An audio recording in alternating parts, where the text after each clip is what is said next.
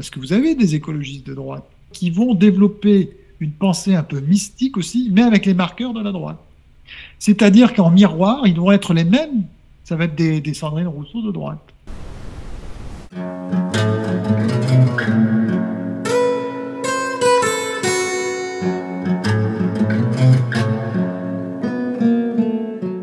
Bonjour, bonsoir, chers amis auditeurs. Bienvenue sur les ondes de Radio Lorraine Enragée, la radio du Terre-Terre Lorrain. La voix que vous reconnaissez, bien évidemment, c'est celle de François-Xavier Consoli, comme d'habitude. Et je suis en compagnie aujourd'hui pour ce nouvel entretien de Monsieur Bertrand Alliot. Monsieur Alliot, bonjour. Bonjour.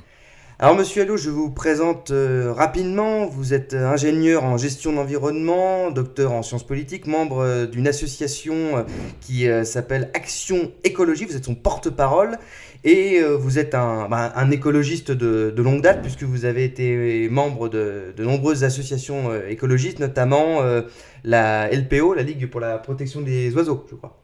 Oui, tout à fait. Voilà, et donc aujourd'hui nous vous recevons pour parler écologie, hein, ça va de soi, puisque c'est un sujet majeur aujourd'hui, un sujet dont on parle énormément.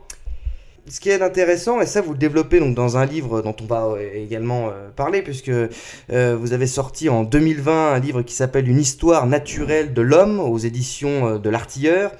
Et un livre intéressant qui recoupe un petit peu votre engagement au sein de l'écologie, puisque vous avez un discours qui dénote, il faut le dire, par rapport au catastrophisme ambiant qu'il y a aujourd'hui. Donc là, nous sommes à la rentrée 2022.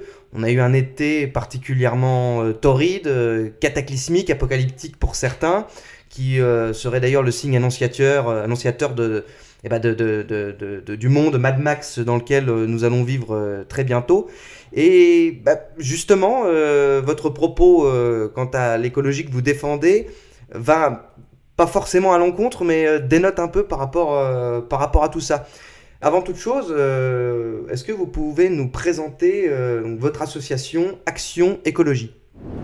Oui, bien sûr. Alors, Action Écologie, c'est une association que j'ai rejoint il y a 2 ans, non, il y a 1 an, pardon, excusez-moi, mais qui a été créé il y a 2 ans, qui a été créé pour apporter la contradiction à l'écologie qui existait actuellement et l'image que donnait l'écologie, le mouvement de l'écologie, finalement, qui était très ancré à gauche, par exemple.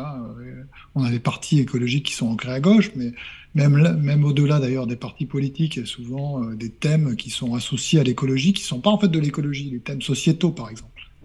Et donc, il y a eu ce besoin de créer une association qui puisse avoir un autre discours sur ce sujet-là. Et un des grands thèmes que nous développons actuellement, parce que on pense que c'est essentiel, c'est l'anticatastrophisme. En fait, aujourd'hui, l'écologie est catastrophiste, elle nous annonce la fin du monde, mais précisément, il y a d'autres visions du monde. Et il n'est pas sûr que le ciel va nous tomber sur la tête. En tout cas, s'il nous tombe sur la tête, c'est peut-être pas pour les raisons qu'on évoque. Aujourd'hui, on connaît une crise, on peut dire, mais c'est pas une crise écologique. Elle est plutôt liée à une guerre, à des mouvements de troupes, on va dire, mais aussi à des politiques complètement aberrantes sur l'énergie, etc. Donc ça vient pas du ciel, ce problème, il vient de nous finalement. Donc, Action Écologie a 4000 donateurs aujourd'hui, et on essaye de faire un peu de l'agit-prop sur ce sujet. On fait des études, on a fait une étude sur les éoliennes, une autre sur la production électrique entre l'Allemagne et la France, pour comparer un peu les deux modèles. Et puis on va en sortir une sur la biodiversité, qui est un sujet qui va revenir et qui aussi est un des 2 sujets avec le climat qui alimente le catastrophisme, justement. Donc voilà, on essaie d'être présent, même si on est petit, dans le débat public et dans les médias. Alors, justement, moi je voudrais insister sur votre approche qui, c'est ce que j'ai dit en introduction, on a eu vraiment une dose de catastrophisme cet été, c'était vraiment hallucinant, on pouvait absolument pas en sortir. C'était la sécheresse, c'était vrai, oui, il y avait beaucoup de sécheresse, c'est vrai, mais la sécheresse était généralisée et de toute façon on allait tous mourir. Après, on manquait de papier toilette juste avant le Covid, là on n'avait plus d'eau, enfin on vit pénurie sur pénurie sur pénurie. Et juste pour que les auditeurs comprennent bien, je vais vous situer par rapport à ce que vous dites dans votre livre. Vous dites par rapport au phénomène de déséquilibre, puisque précisément, souvent on nous montre, enfin, on nous présente l'écologie comme un déséquilibre, enfin, la crise écologique comme un déséquilibre. Et vous Oui. dites précisément un sujet, or ce qui est prégnant dans la nature n'est pas l'équilibre, mais le déséquilibre. C'est pourquoi il s'y passe toujours quelque chose, partout des corps croissent ou décroissent, des êtres se meuvent. L'histoire naturelle est ponctuée d'événements qui viennent perturber un équilibre en apparence établi. Ces événements sont d'ordre varié, l'arrivée d'une nouvelle espèce sur un territoire donné, un changement climatique, la montée progressive du niveau de la mer, la chute d'un astéroïde, etc.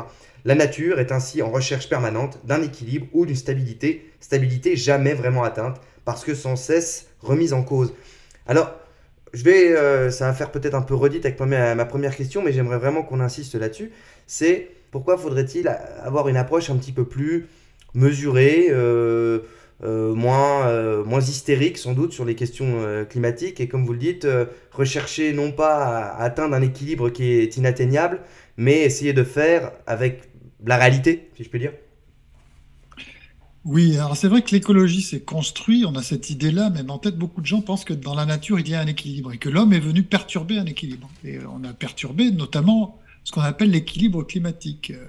C'est un peu ça finalement, puisqu'on rejette du CO2 et puis les rejets de CO2 feraient évoluer le climat et bousculeraient un équilibre qui était établi. Mais en fait, la notion d'équilibre qui vient en fait des premiers temps de l'écologie, c'est d'expliquer ça aussi dans le livre, dans une autre partie.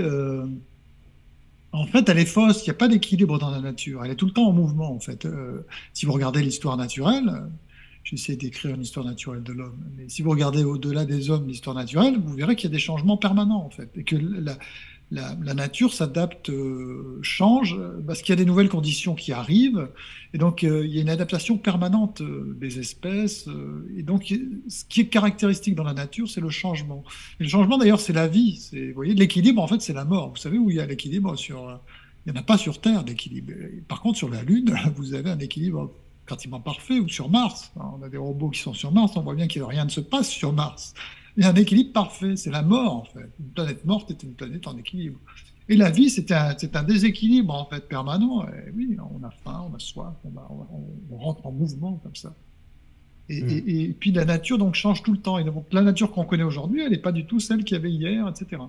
Et donc aujourd'hui, qu'est-ce que fait l'homme? Enfin, l'homme arrive évidemment et bouleverse un peu les choses. On augmente, on est passé de quelques centaines de milliers d'individus à aujourd'hui 7 ou 8 milliards, je crois, Oui, oui, 7 la milliards. démographie. Oui. Mhm. Euh, donc forcément, on va avoir un impact sur la physionomie, on peut dire, de la nature ou de l'environnement. Mais est-ce que c'est pour ça que c'est une catastrophe? Ça, c'est pas sûr du tout. Est-ce que plein d'espèces s'adaptent à l'homme, à la présence de l'homme? Plein d'espèces peuvent disparaître euh, de la faute de l'homme ou pas d'ailleurs. Et ça ne changera absolument rien pour les équilibres de la nature ou même pour nous-mêmes. Si demain le panda disparaît, qu'est-ce qui se passera? Rien. Il aura disparu. Bon, on sera très triste parce que c'est un très bel animal. Donc il faut le protéger parce que c'est un patrimoine naturel. Enfin, on peut en tout cas s'en donner l'objectif. Moi, j'adore les animaux et la nature. Et je suis un naturaliste, donc je veux les protéger. Mais il ne se passera rien du tout. Il y a pas particulièrement de danger à voir disparaître certaines espèces. Et d'ailleurs, il y en a assez peu qui ont disparu. Bon, bref. Mais alors, et là, le climat, effectivement, ça, c'est un nouveau truc. C'est-à-dire que, si vous voulez, l'écologie, elle est née avec, depuis, depuis le départ du 19e siècle. On dit que souvent l'écologie est née dans les années 70 avec les partis verts, mais c'est totalement faux. Elle est née c'est bien plus vieux. On pourrait, surtout au 19e siècle, même si Ronsard a parlé dans la forêt de Gâtine, je ne sais pas si vous connaissez ce poème, contre Mhm. les bûcherons de la forêt de Gâtine. En fait, il est perturbé par la dégradation d'un espace naturel qui est beau, en fait, qui connaît, qui l'inspire.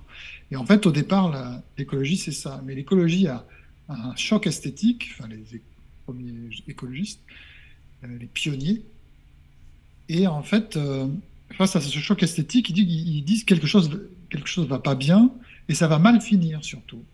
À un moment donné, on va prendre dans la gueule une rétroaction et ça va pas nous faire du bien. Et ça, c'est le message de l'écologie depuis toujours. On consomme trop de matières premières, etc. Et puis un jour, ça va mal finir. Et donc ça, c'est depuis le départ. Le problème, c'est qu'effectivement, depuis le 19e siècle, ça a pas mal fini jusqu'à présent, parce que vous voyez, les hommes se sont multipliés. Vous voyez, en 1800, on était 1 milliard. Mm. Aujourd'hui, on est 8 milliards. Donc, vous voyez l'augmentation spectaculaire de la démographie. Et on vit de plus en plus vieux, enfin, jusqu'à maintenant.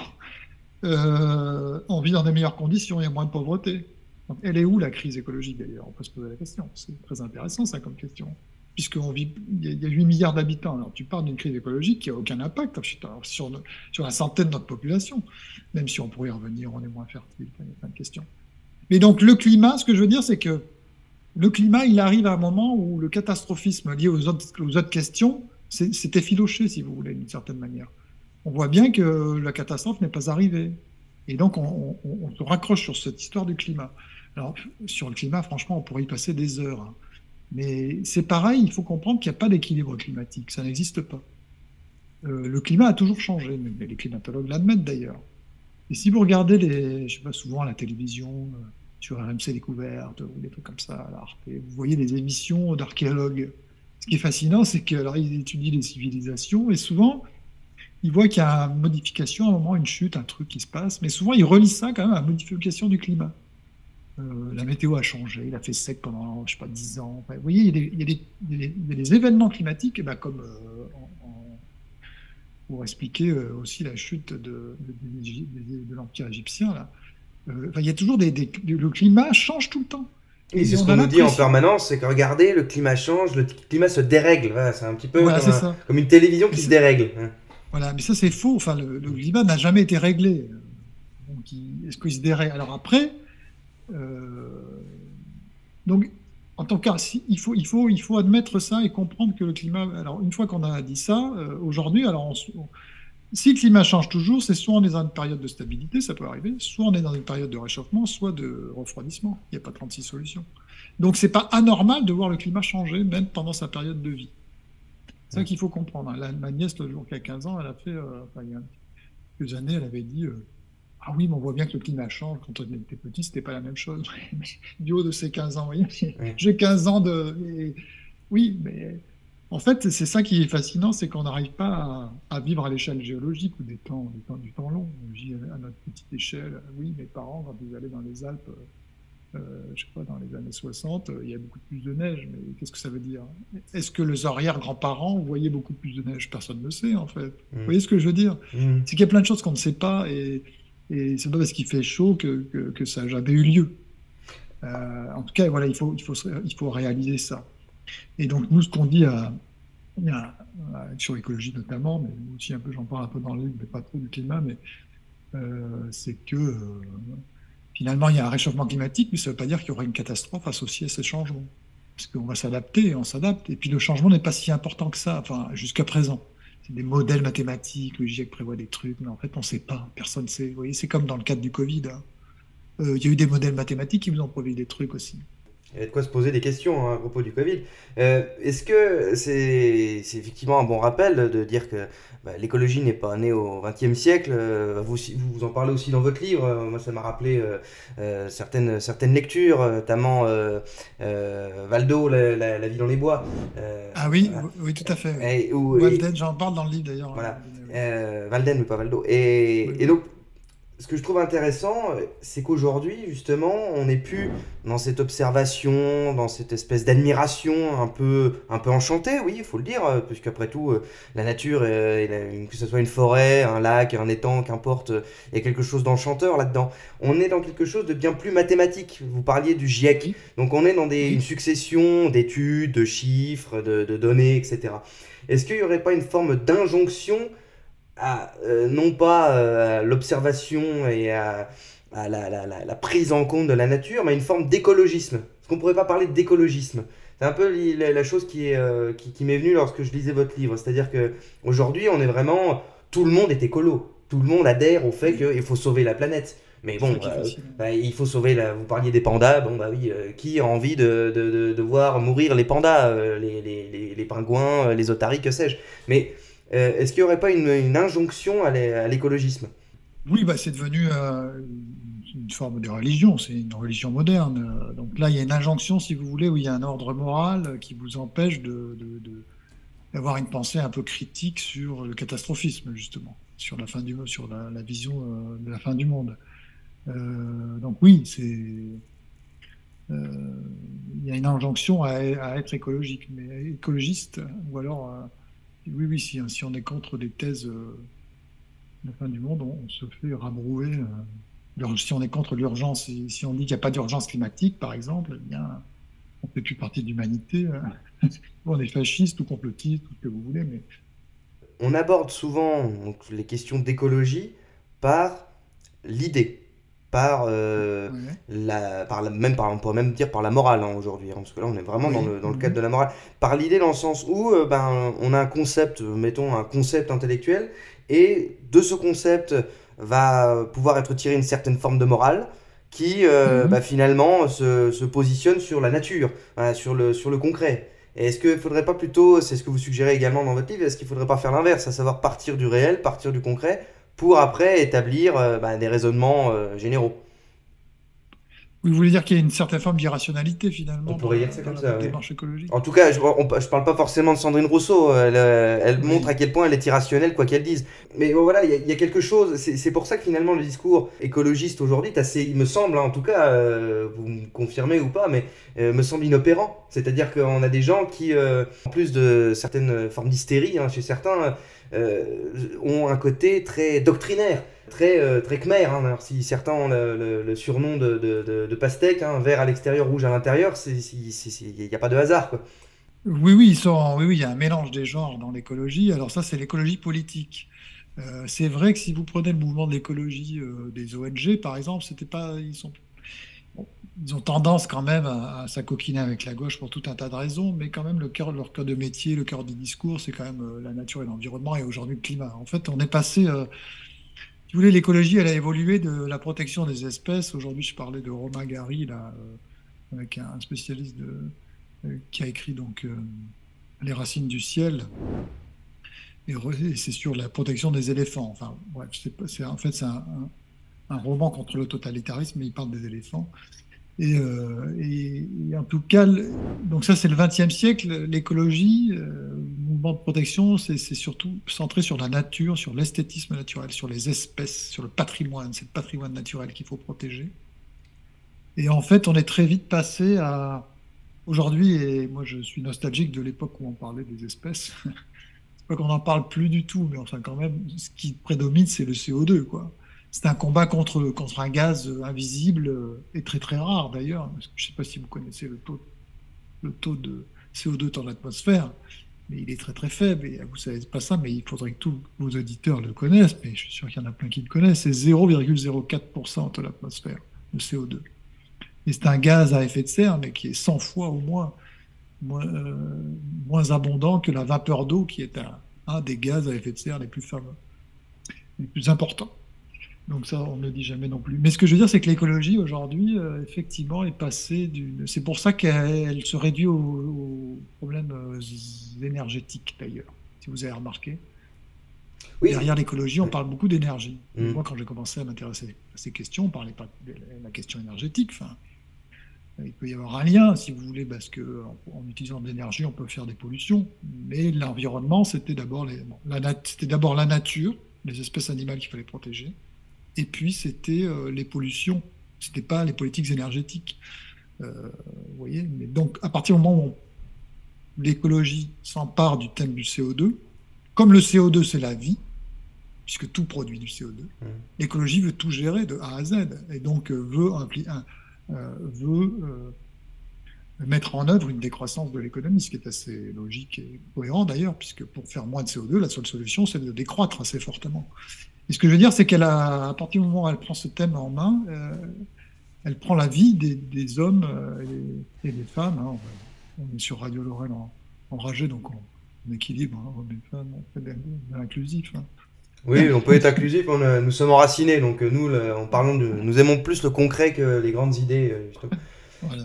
Et donc, voilà, je ne sais plus ce que je disais, du coup, ça m'a perturbé cette histoire. Mais en tout cas, voilà, on est passé sur un autre thème sur lequel on devient totalisant et, oui, doctrinaire, comme vous disiez.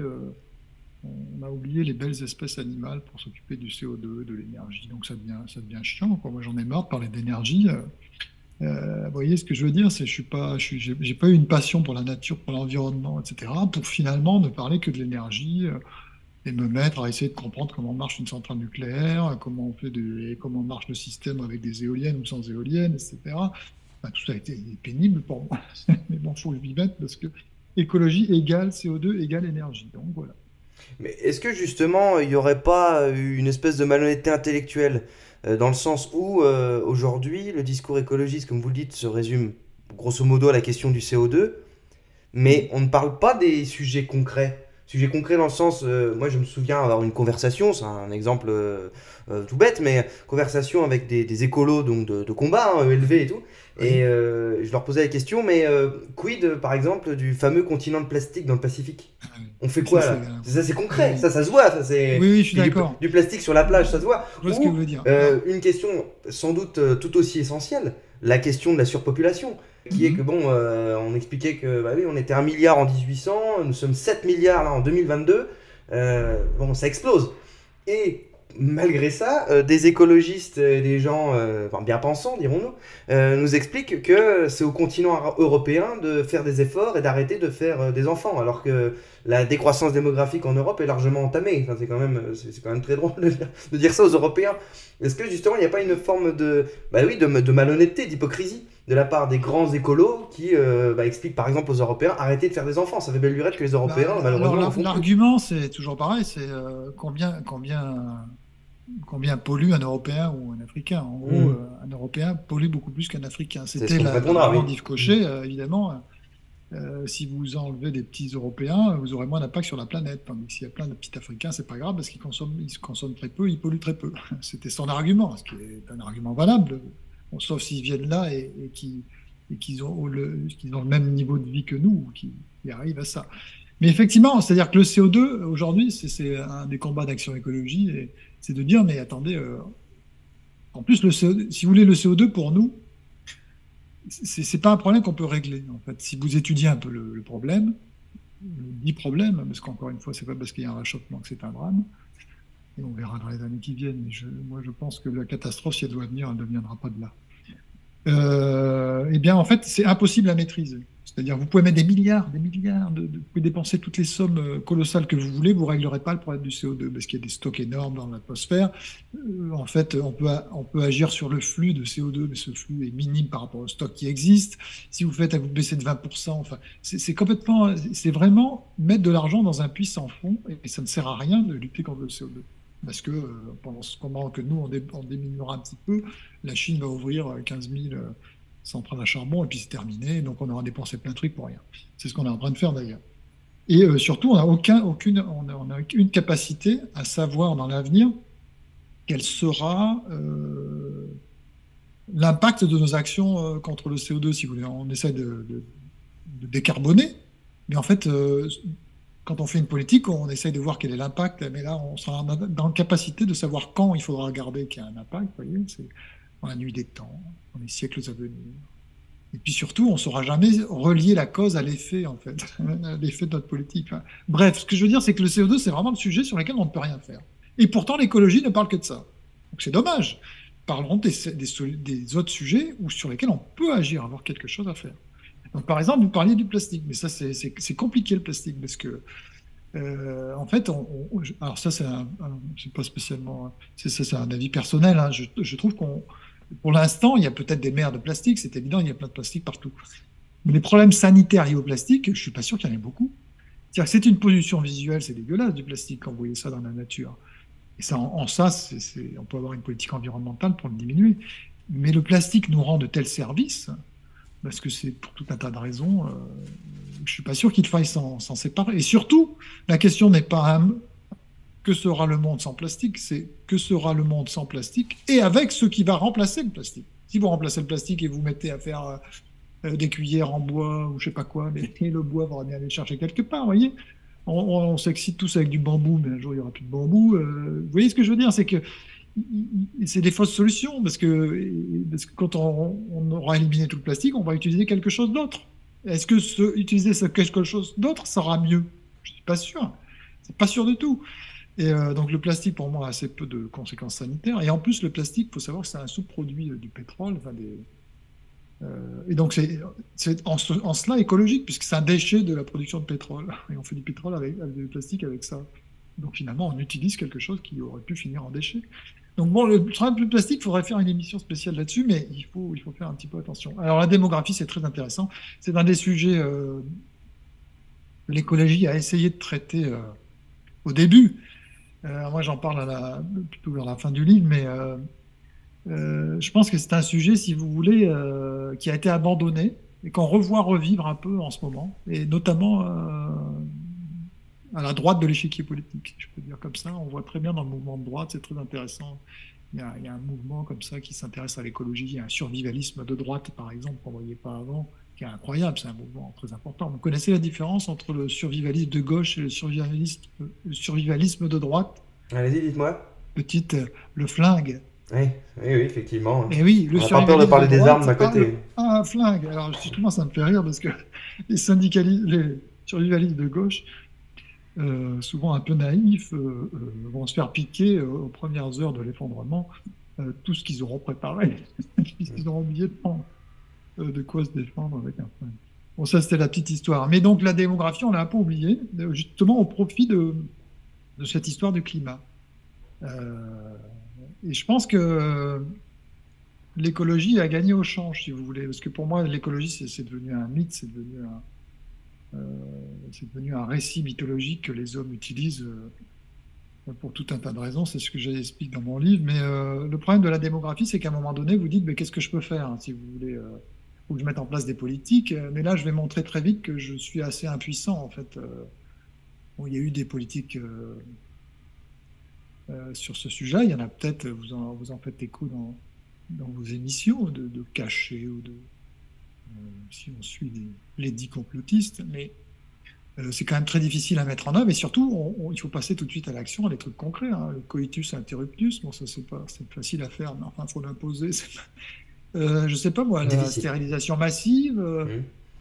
qu'est-ce qu'il y a d'autre? Je sais pas, moi, il y a plein de solutions, mais personne n'a jamais osé les mettre en œuvre. Tandis que là, avec le climat, on est dans un truc.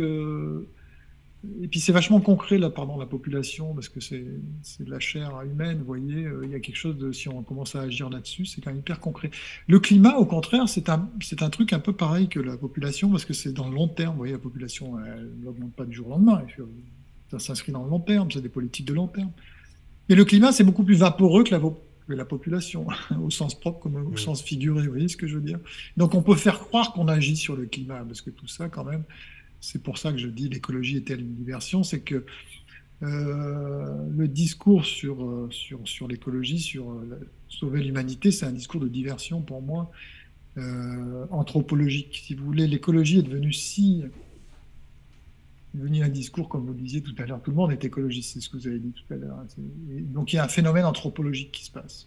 Ça veut dire quelque chose de notre espèce. C'est-à-dire que c'est la première fois qu'une espèce se pose des questions sur son propre destin dans l'histoire naturelle. C'est ça.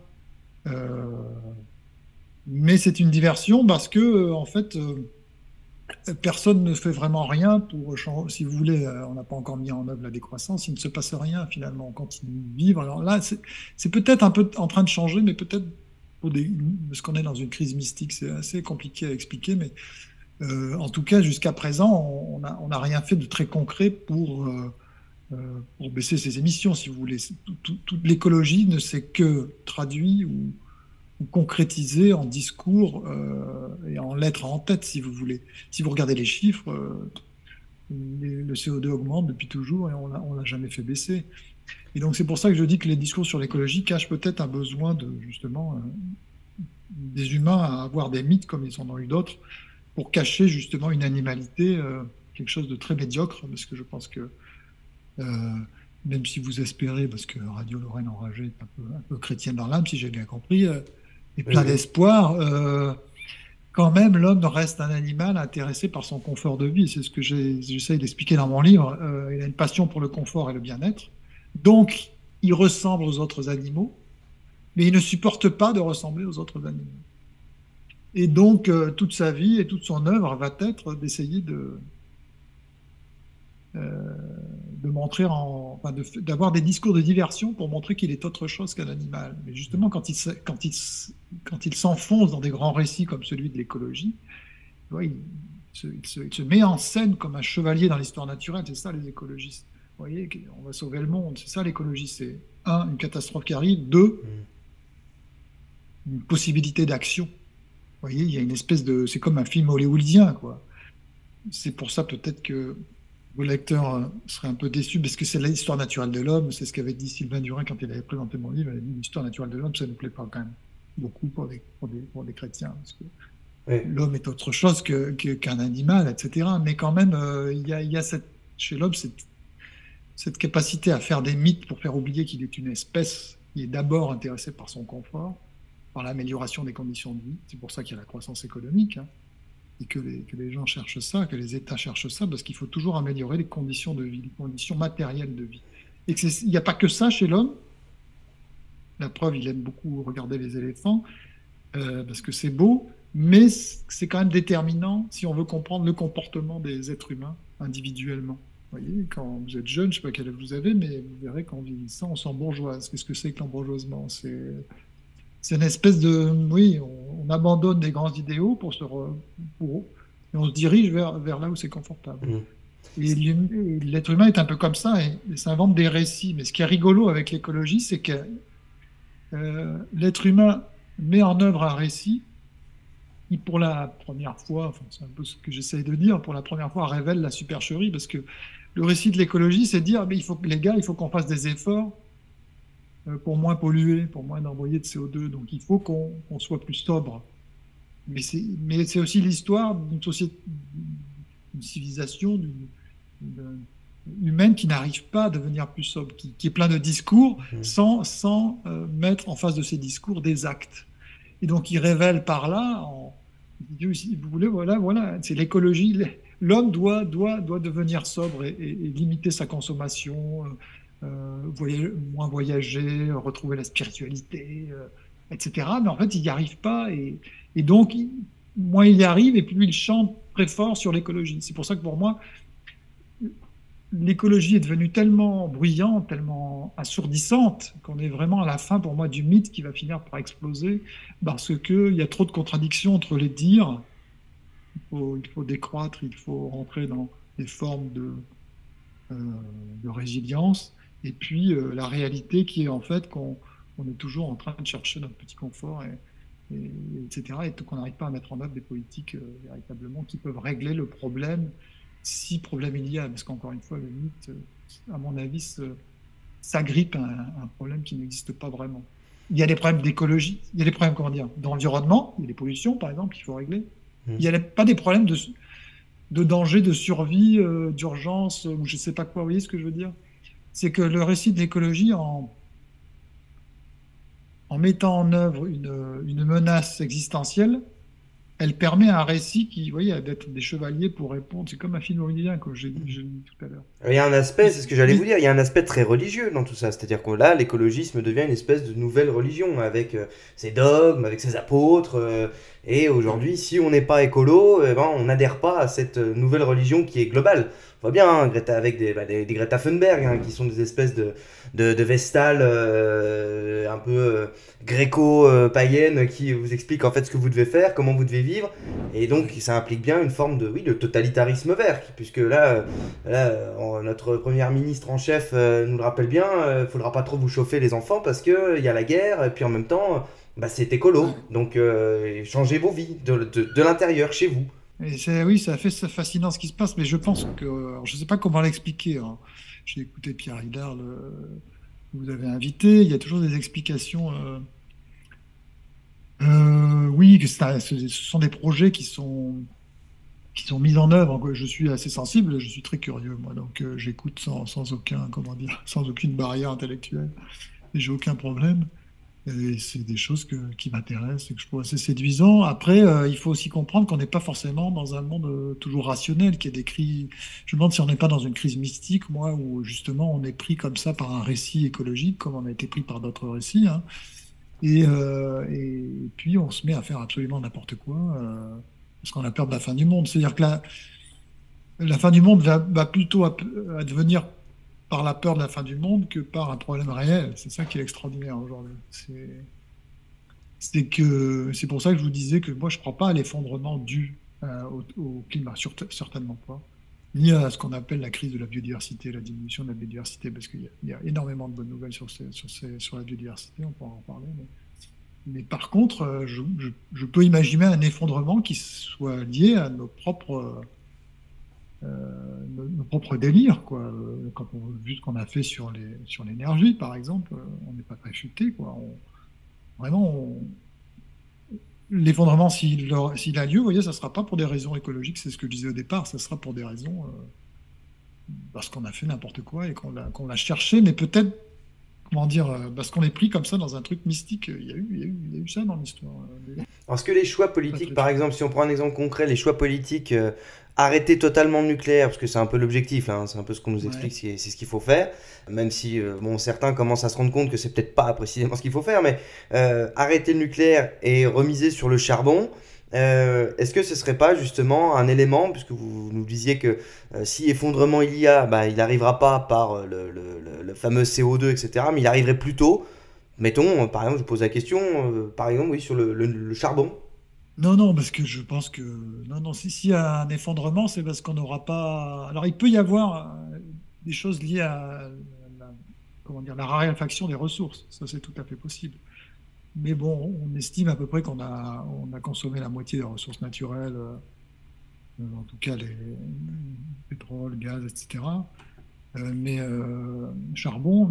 Mais donc, il en resterait. En fait, il y a deux choses Mais je pense, moi, qu'on a le temps de changer d'énergie. On a le temps de changer de son fusil d'épaule.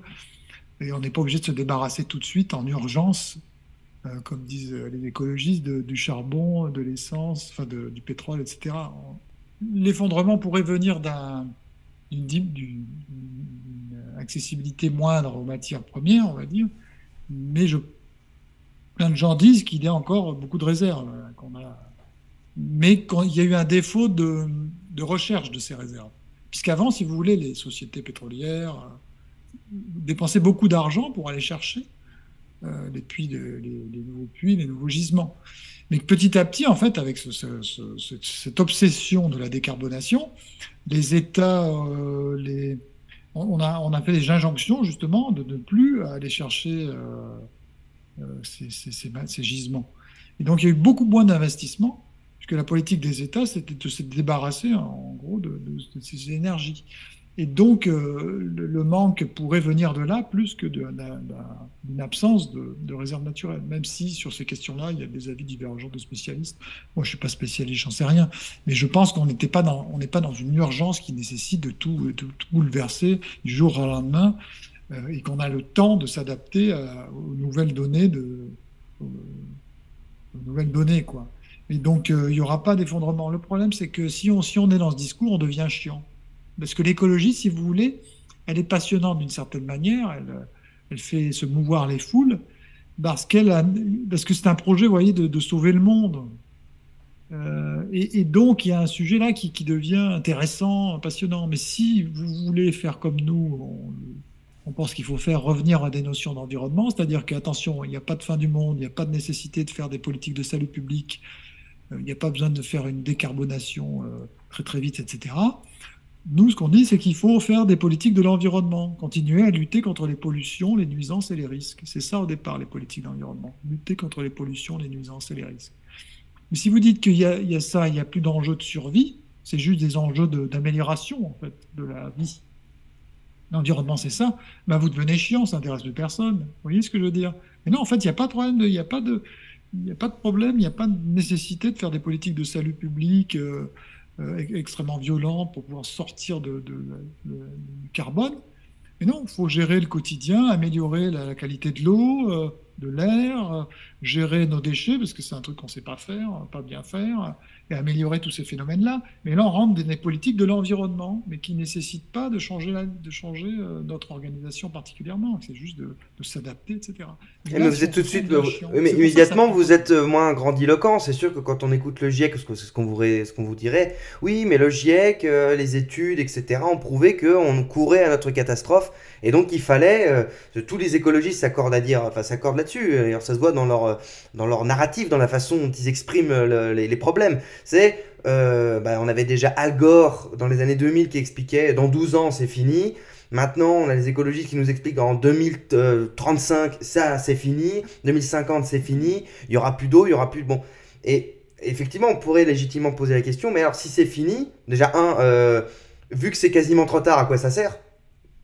Oui, Question toute bête, hein, mais si c'est trop tard, bon, bah, à quoi ça sert, premièrement? profitons de ce qu'il y a Hein, encore à profitons, hein. profiter, et Alors puis c'est basta. peut-être Je- une fuite en D'ailleurs, je suis avant resté sur cette hédoniste ligne ridicule. personnellement. Mais oui, profitons, et puis de toute façon c'est foutu.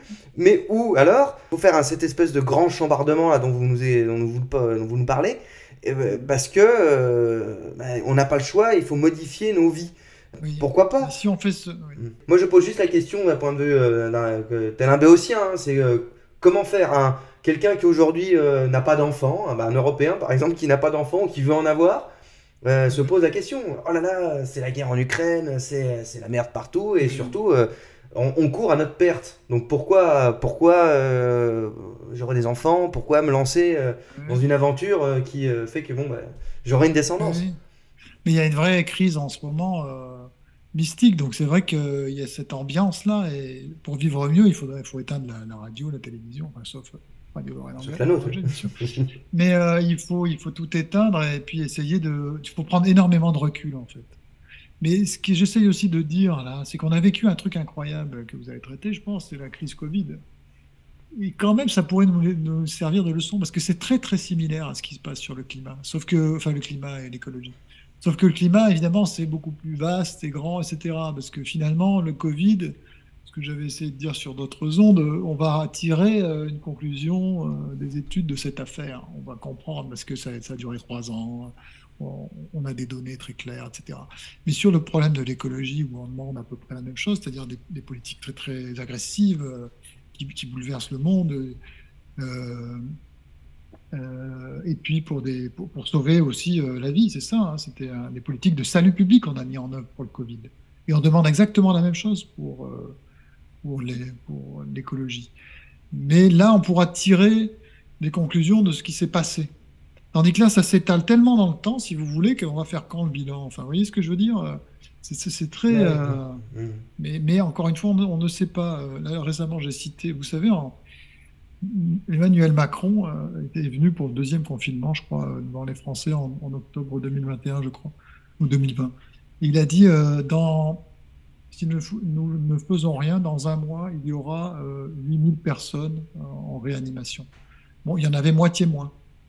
Alors pourquoi a-t-il dit qu'il y aura 8000 personnes? Pourquoi était-il si sûr de lui? Parce que des scientifiques lui avaient dit, selon les chiffres que nous avons, nos projections, mais, mais ces projections étaient fausses, vous voyez, et pas de beaucoup, il y a eu moitié moins de gens en réanimation. Et donc c'est le même genre de choses que vous avez sur l'alarmisme climatique. On vous dit des choses incroyables par exemple, vous savez qu'Al Gore, vous avez cité Al Gore, il a eu le prix Nobel de la paix, vous vous souvenez? Et Al Gore avait dit dans son discours de réception à l'Académie Nobel, il avait dit, selon certaines études, il n'y aura plus, dans 7 ans, il n'y aura plus de glace au pôle Nord pendant la période estivale. Hein. Euh, donc ça devait être en 2014. Et aujourd'hui, on est en 2022. Ça doit être en période la plus basse, c'est entre 3 et 4 millions, je ne sais plus, de kilomètres carrés, la surface de la glace. On n'est pas à zéro, hein. Ça fait 8 fois la surface de la France. Bien, si on regarde, le problème, c'est qu'on s'attarde trop sur les gros titres des journaux. Donc, sur la montée des mers, des océans, vous savez, c'est très stable la montée depuis très longtemps, et ça ne change pas beaucoup en ce moment. Contrairement à ce qu'on peut croire. Il n'y a pas dans les phénomènes extrêmes, il n'y a pas plus de. Il y a plein de phénomènes extrêmes qui ne sont pas du tout en augmentation, comme les ouragans, etc. Ça, c'est des mythes total. Même le GIEC le reconnaît sur beaucoup de phénomènes, ce qu'on appelle extrêmes. Il n'y en a pas. Donc, il y a plein de fausses idées comme ça qui demeurent, mais on se convainc que ça existe. Si vous demandez aux gens dans la rue, ils vous disent oui, parce qu'ils se contentent des gros titres des journaux, à la radio, etc. Et on ne va pas plus loin. Mais vous savez, au pôle Nord et à l'Antarctique, par exemple, il y a encore énormément de glace. Et si vous regardez un peu les évolutions au fil du temps, c'est pas très spectaculaire, hein, loin de là. Et en plus, il faut toujours avoir à l'esprit qu'on est peu de choses, c'est-à-dire qu'on a peu de recul. Les premières La première donnée sur l'étendue des glaces au pôle Nord et au pôle Sud, d'ailleurs, c'est 1979. Avant, on n'en savait pas. Qu'est-ce que j'en sais, moi, l'étendue de la glace à l'époque de Napoléon, ou de Louis XIV, ou l'époque des Romains? Personne ne sait. Donc, on n'a pas besoin d'être climato-sceptique pour voir qu'il n'y a pas forcément de catastrophe qui vient. Il y a des changements, oui, mais ça, c'est sûr. Et on va s'adapter sans doute à ces changements. Mhm. Un dernier point avant de vous poser ma dernière question, il y a aussi quelque chose que je Oui, note de façon récurrente dans le discours de nombreux écologistes, peut-être pas tous, mais quand même c'est assez majoritaire maintenant.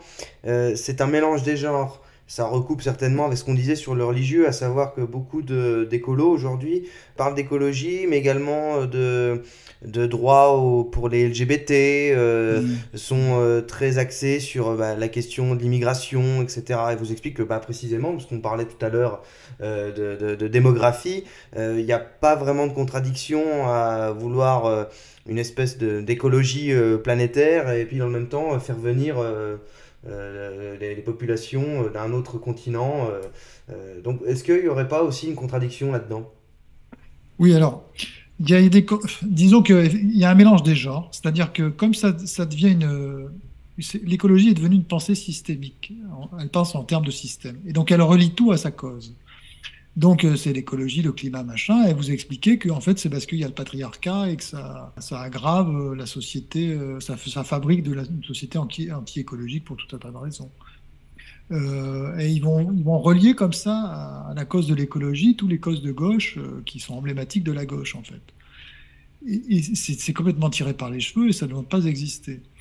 Mais par contre, je vous vois un peu venir, c'est-à-dire que quand vous me parlez des climats, je suis intervenu l'autre jour à l'université d'été de Reconquête, partie d'Éric Zemmour, parce qu'ils nous ont invités. Et nous, comme on parle avec tout le monde, on a répondu présent. C'était une table ronde sur l'écologie. Et donc, c'est le milieu de droite, hein. Le milieu de droite, je sais très bien, de droite est très. Mais je pense que les auditeurs sont familiers de ce qu'est Reconquête. Oui, oui, Oui, oui, tout à fait. Mais ce que je veux dire, c'est dire que la droite est diverse, mais c'est une des familles de la droite. Mais ce que j'ai essayé d'expliquer à ce moment-là, parce qu'il y a cette tentation à droite. Je vous dis ça parce que la question des migrants est venue, en fait, hein. Et un des participants à la table ronde disait que finalement, faire venir des migrants, c'était anti-écologique. Alors, il a expliqué parce que, il a fini par nous expliquer, parce qu'on ne comprenait pas bien, mais que c'était parce que les migrants viennent et donc ils vont consommer, ils vont devenir consommés comme nous, et donc c'est anti-écologique. Vous voyez. Mais je dis à la droite, méfions-nous de pas vouloir recréer méfions-nous de ne pas créer une écologie de droite. Ce qui est une grande tentation dans la grande droite en ce moment, vous l'écoutez absolument partout. Parce que vous avez des écologistes de droite qui essaient justement, mais qui vont développer une pensée un peu mystique aussi, mais avec les marqueurs de la droite. C'est-à-dire qu'en miroir, ils vont être les mêmes. Ça va être des Sandrine Rousseau de droite. Je suis désolé. Donc, les migrants, on s'en fout. Enfin, c'est pas un sujet écologique. C'est de la connerie, ça. Les migrants, qu'ils viennent ou qu'ils viennent pas, c'est pas le problème. Enfin, c'est pas le problème. Si c'est un problème, mais je veux dire, c'est pas un sujet de l'écologie. Ou plutôt, ce n'est pas, parce que moi, j'aime pas le mot écologie, parce qu'il charrie maintenant tout. Et vous voyez que s'il est repris à droite, il va charrier tous les marqueurs de droite. On vous expliquait qu'aller à la messe, c'est écologique pour je ne sais pas quelle raison, ou se retrouver dans la religion catholique, parce que la France est la fille aînée de l'Église, ou je ne sais pas quoi, et bien que par A plus B, on va vous prouver que c'est finalement quelque chose d'écologique au bout du compte. Je suis sûr qu'il y a des gens qui pensent comme ça dans le camp de la droite. Mais ça, c'est une erreur parce qu'on va avoir les mêmes zigotos à droite qu'on a à gauche.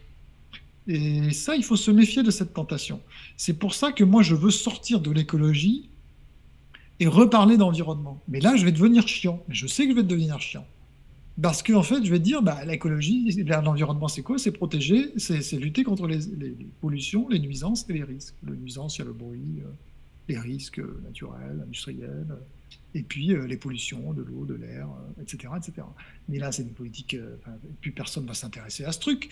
Tandis que si vous allez voir que ça se fait déjà hein, dans des revues, je pense à la revue Limite, même chez Éléments, ils sont hyper paniquards aussi sur l'écologie, c'est un peu des catastrophistes de droite. Et donc, ils vont nous inventer comme ça une écologie systémique Cette fois, ça va pas être des Sandrine Rousseau, mais ça va être les mêmes, c'est les mêmes, c'est un miroir. Donc méfions-nous de ce truc qui arrive.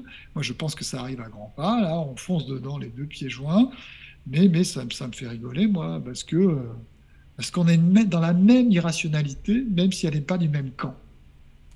Donc voilà, méfions-nous de l'écologie de droite. Faisons Hmm. simplement des politiques. Par contre, la droite, elle peut essayer de parler d'écologie, justement, par exemple, mais pas d'essayer de faire une écologie de droite. Vous voyez ce que je veux dire? Euh, Pourquoi avec des marqueurs de droite, etc. Oui, parce que c'est effectivement une question, comme on parle d'écologie en permanence, bien souvent on dit oui, l'écologie est de gauche, alors que précisément quand on y réfléchit, donc non pas l'écologie, mais l'environnement précisément est apolitique. Voilà, il est ni de droite ni de gauche. Et ça serait certainement une gageure, en tout cas une grosse erreur stratégique de considérer il faut gauchiser ou droitiser l'environnement, hein, parce que quelque part l'environnement était là avant nous, il s'en fout. Enfin, voilà, on s'en fout. En tout cas, ça sera ma dernière question, Monsieur Alliot. Vous prônez quelque part une forme de retour à l'observation, puisqu'on parlait tout à l'heure de Walden, Oui. une espèce de contemplation, je peux dire, voilà, vraiment de contemplation de la nature, pour pouvoir la comprendre, pour pouvoir essayer de mesurer justement les risques qu'elle court. Moi, je vais vous poser une question toute simple. Comment faire? Là, par exemple, Oui. parce que, bon, on a évoqué l'été 2022, là, les catastrophes, la pollution, CO2, etc. On a dit ce qu'on en pensait. Mais comment faire? Comment faire pour essayer, à sa petite échelle, j'ai bien à petite échelle, pour être, ouais, j'étais un petit peu bateau, mais pour être plus écolo, plus responsable, pour essayer de faire la différence, même si finalement peut-être à toute petite échelle, il n'y a aucune différence qui peut se faire. Voilà, juste voilà, Mais titre individuel, comment faire? non, mais il n'y a pas vraiment de solution ni de. Si vous voulez, moi je pense que c'est un peu le but de mon livre aussi, c'est de dire que, vous savez, on va pas, comment dire, respecter l'environnement, ou je sais pas quoi, par un acte de liberté. En fait, le problème c'est que les êtres humains sont, ce qui va les motiver, les faire avancer, c'est comme je l'ai dit à un moment donné, ça va être leur confort de vie quand même. Donc ça va être ça, même s'ils vont le nier. Si vous regardez les comportements des gens, c'est très souvent ça, hein. Quand vous avez un escalator et un escalier, quand même, il y a une nette préférence pour l'escalator. Et ça, c'est dans la vie permanente. Et c'est ça, on va toujours chercher ça.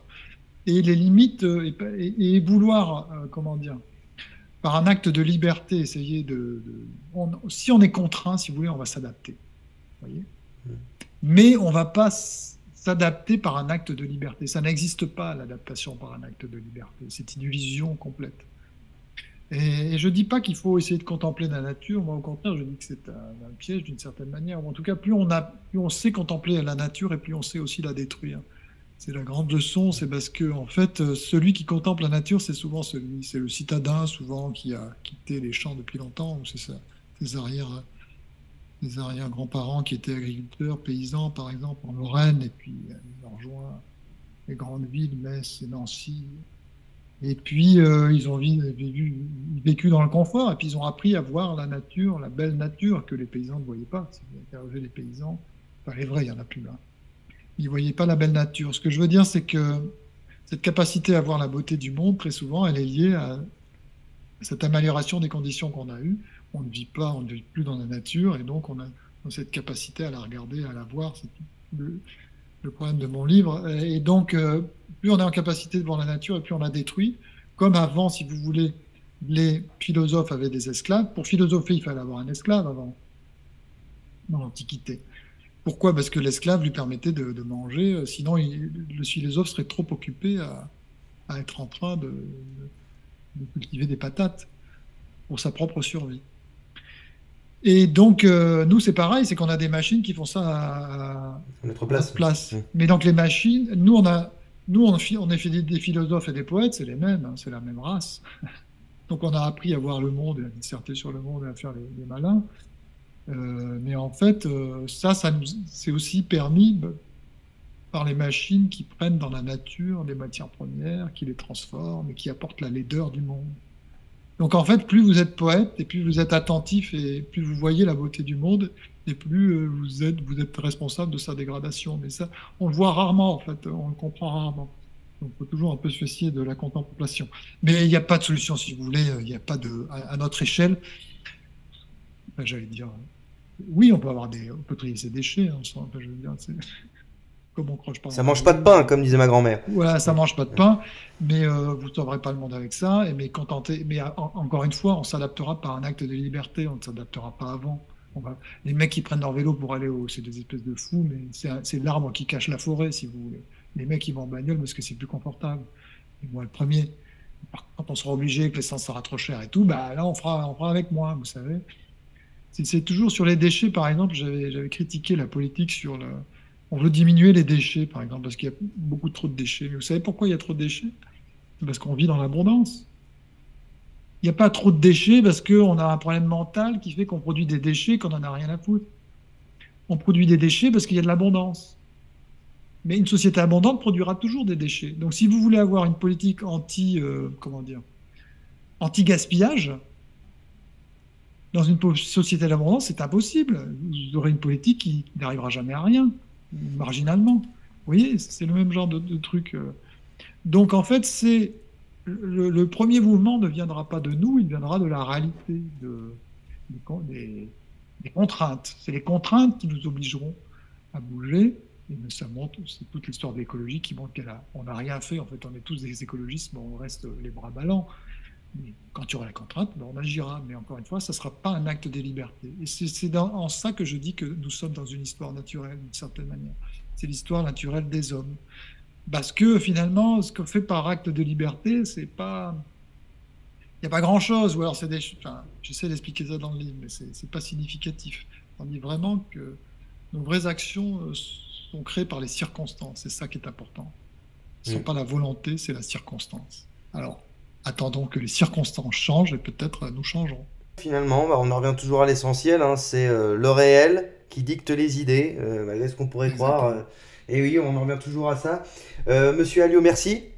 Mais je vous en prie, c'est moi qui vous remercie. Merci pour cet entretien enrichissant. Je rappelle le titre de votre livre, Une histoire naturelle de l'homme aux éditions de l'Artilleur.